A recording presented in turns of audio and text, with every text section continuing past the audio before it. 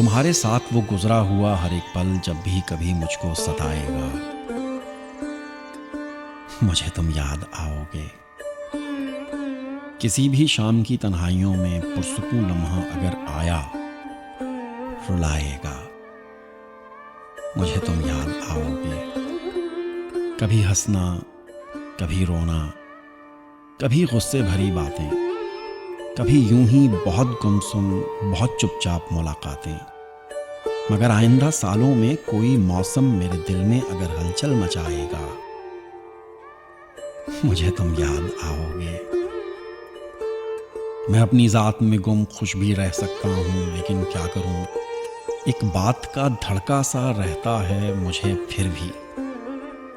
अगर आगे, बहुत आगे कोई नजदीक आएगा, तेरी यादें भुलाएगा, मुझे तुम याद आओगे।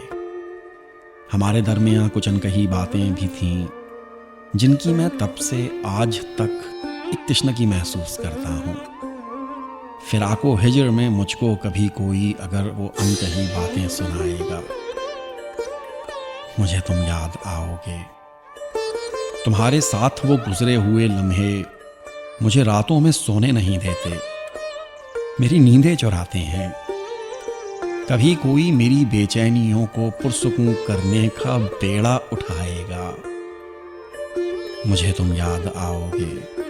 मैं तुमको भूल जाऊं या कभी कोशिश करूंगा भुलाने की, भूल है सबकी, कभी ये हो नहीं सकता। तुम्हारा हिजर रह रह कर मेरे दिल को कभी जो खून के आंसू रुलाएगा,